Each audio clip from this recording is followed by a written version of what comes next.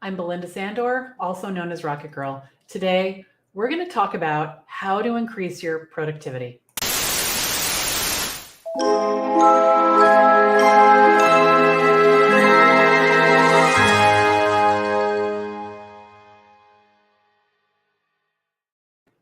Hey everybody, welcome to the RocketGirl Show. I'm Belinda Sandor. Thank you for coming. I'm thrilled you're here. Today we're going to talk about 4 ways to increase your productivity. And I have a feeling that these 4 things might surprise you, what they are. Now, for those of you who are joining us for the first time, I'm thrilled you're here. I am, like I said, Belinda Sandor. I'm the founder of the VA Connection. And at the VA Connection, I help established and aspiring virtual assistants create, grow, and scale their businesses.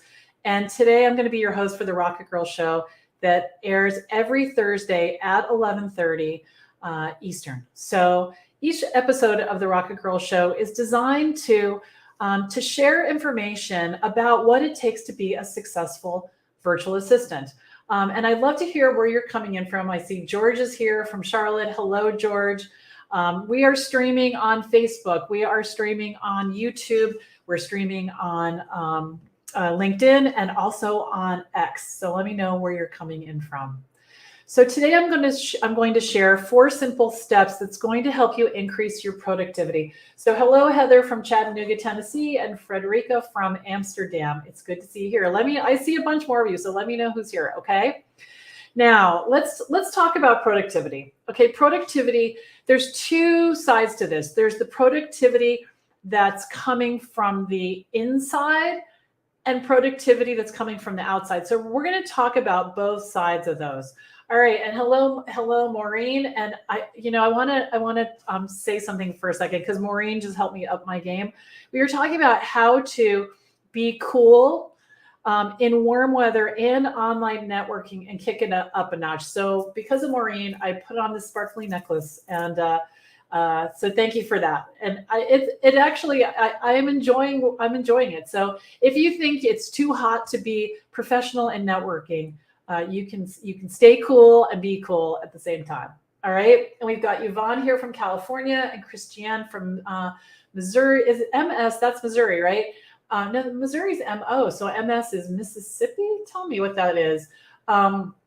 We've got Tabitha here from Bishop, Georgia. And Maureen said she was going to say, I love that necklace. Yes. So we can just kick it up a notch, right? Good. So today we're going to talk about 4 simple steps that are going to increase your productivity because you want to achieve your goals as a virtual assistant, right? That's what it's all about. So when it comes to knowing how to organize your tasks and your time, there can be a steep learning curve. You have information coming at you all day long, right? All day long. Client work, your husband, your kids, all the things. And it can seem like an unending list that needs your attention. So we're going to need to break it down, okay? Now, you have to separate work from your life. Just like when you go to the office, right? I'm at the office. There's a trigger in a trigger in your brain that's like, I'm working now. When we're working from home, we have to create a way for that to happen because otherwise we stay in this limbo that feels terrible. Okay. It feels terrible. So what I want you to do, Margaret from San Diego is here too. That's awesome. I want you to work in one life category at a time. Okay. One life category at a time. So when I start my day, I tackle the bare minimum of personal tasks that must be handled today. So in the case of today, the bare minimum task that needed to be handled was I needed to cancel the car registrations and the license plates from our cars in Connecticut. Okay. And then what I did as soon as that was handled was I shifted my focus, and you want to shift your focus to billable client work, and you want to stick with it until it's quitting time. Now, the reason is that we have different types of energy, right? We have different kinds of energy. And I want you to think about this. And I believe it'll make sense if you think about it for a second. So when I'm in gardening energy, or I'm in painting the attic floor energy, I am working at a different pace. I'm thinking about different things. I might be listening to music, but I'm in a different energy. when I'm in work energy, I'm more alert. I'm categorizing, I'm prioritizing, I'm sticking with the task. So it's just a completely different energy. It is hard to capture. I'm going to think about that more, and we can talk about it over time. But think about that for a minute, right? The conversation of going out to lunch is very different. I mean, the energy of going out to lunch and having a conversation is very different from staying focused on your work.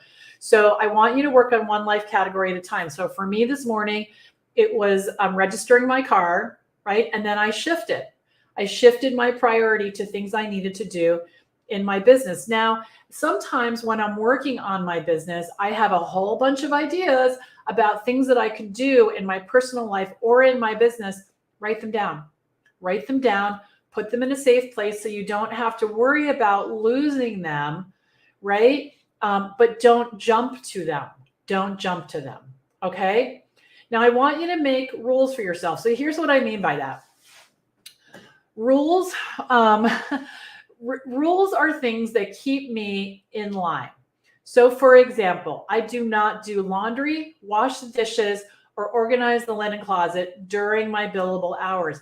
And for sometimes it can be very difficult, right? And so I had to keep reminding myself, oh yeah, you're not doing that right now. Oh yeah, you're not doing that right now. It's not only because you're moving away from the office, you're moving your energy, right? Your energy is moving from front to a different activity. Now, if cleaning the linen closet becomes very important, which it sometimes does, I'll put it on my calendar for a time that's not during my billable hours. You really want to protect that time and either be working on your business or on your clients' businesses so you get the muscle, right, of being at your desk a certain amount of hours every single day focusing. So now, when I first moved in with Greg, Emily would bring her laundry. She lived in downstairs. She would bring her laundry up to the first floor. And sometimes the laundry would sit there for a couple of days. I'm not a big fan of laundry. And so it would sit there for a couple of days. And I remember when I first moved in, he said these exact words, why don't you just throw a load in during the day? And I was like, okay. And we're going to get to retraining our friends and family in a minute. But I knew that would be a diversion for me. It would take my focus away. It would shift my energy. And so I explained it to him, whether or not he understood it or not, doesn't matter. But I do the laundry. I put in the morning or at night or on the weekend, but not during the day. Okay. So think about the things that are distractions. Now, I had one student, love her, very smart woman, but she had the idea in her mind that she had to finish all of her personal work before she could do client work.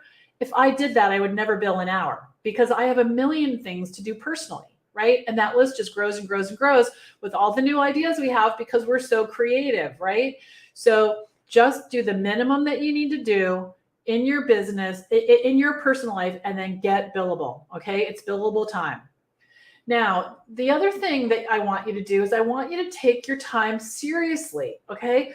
You're a VA for a reason. Yes, we want to help people. Yes, all the things. We are lifelong learners. We enjoy the work and we're here to make money, right? We're here to make money and we want a flexible lifestyle. But without effort and focus, neither of which are possible without making some changes in how you're running your day. So you're definitely going to do that, okay? You're definitely going to start paying attention to how you're spending your day. Now, time-sinking activities are stealing your precious time. Now, let me give you an example. Let's say, for example, and this actually happened. I went to unregister the cars. I unregistered my car, no problem. I don't know my daughter's license plate number. So I texted her. She got back to me 2 hours later. So I don't just immediately jump back onto the Department of Motor Vehicles for Connecticut and stop what I'm doing, right? What I do is I say to myself, that is going to go into the next personal slot, which will be later today, maybe at lunch, when I'm not stopping the productive work I'm doing in the moment to finish that. Now that takes some skill because I know we want to check things off, right? That's part of our nature. And I get that, but you just want to make sure that, and also I could have spent a whole bunch of time this morning, going through all my text messages from her because I know she sent me her license plate before, maybe rummaging through the papers to get, a copy of the registration. But the path of least resistance, the fastest way to get the car unregistered is to wait for her text and then look for an opportunity that's not going to shift my energy and take care of it, right? Because when we go down these rabbit holes, it's easy, but what we need to do is make sure we're solving the right problem, right? If we run into a glitch somewhere, we're not trying to slay or master the software application. Maybe we need to abandon the software application and do it a different way, whatever we're trying to solve. So keep always coming back to, what am I trying to solve? What am I trying to solve in your personal life and your business life, to make sure you're investing time in the thing that matters the most. Okay? Yeah. Now, the other thing is that you're going to need to retrain your family and friends.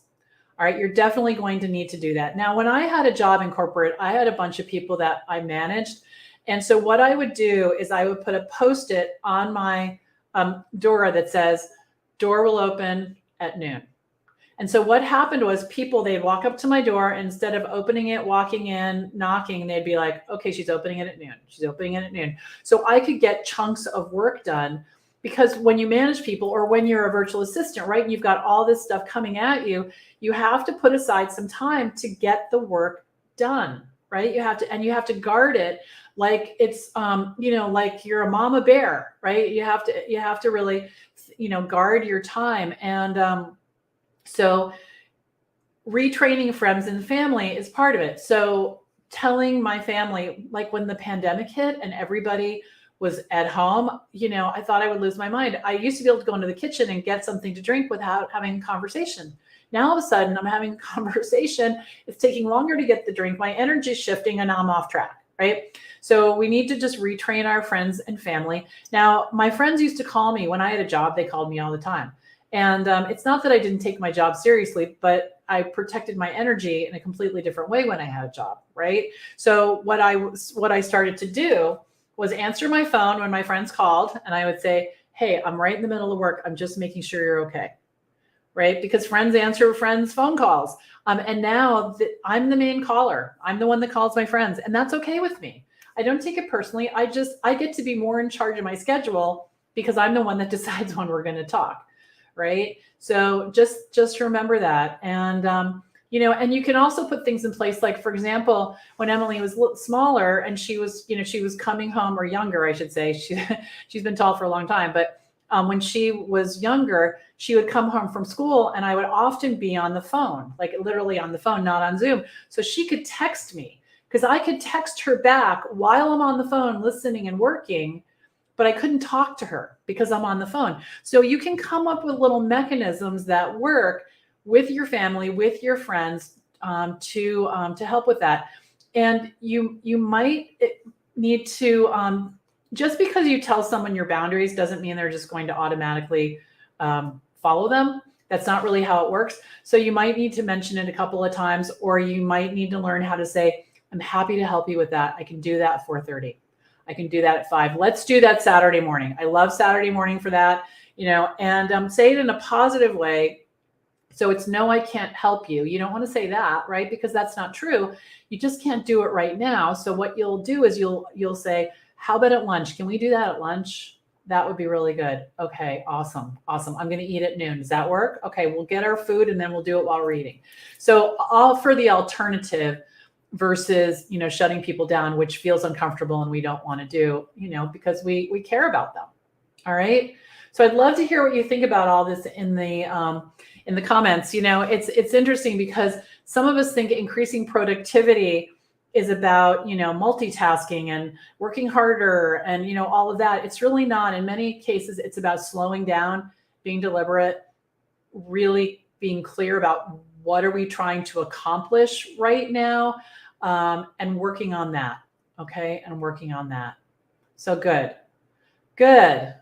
So thank you for coming. I want to make sure we have a lot of new people, which is very exciting. Our Facebook group is growing at a speed that it's never grown before. And that is so exciting. We've been adding almost 1,000 people a week, 700. I was looking at the numbers last night. I'm very excited about that. So I want to make sure you all know about it because there's a lot of value available in our Facebook group. Go over on Facebook and type in the VA connection, and you'll find our business page, which I would love it if you would follow and like. And you'll also find our online community, the VA Connection.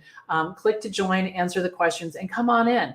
We have crossed over to 43,000 members while we were sleeping last night, while I was sleeping last night.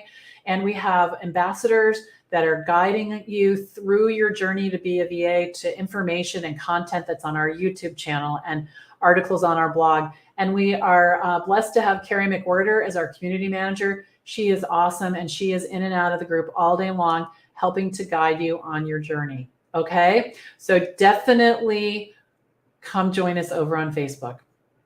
All right, thank you so much for coming. I hope you'll join me for the next episode of the Rocket Girl Show right here next week. I'll be watching for you. Until then, I'm Belinda Sandor, Rocket Girl, signing off.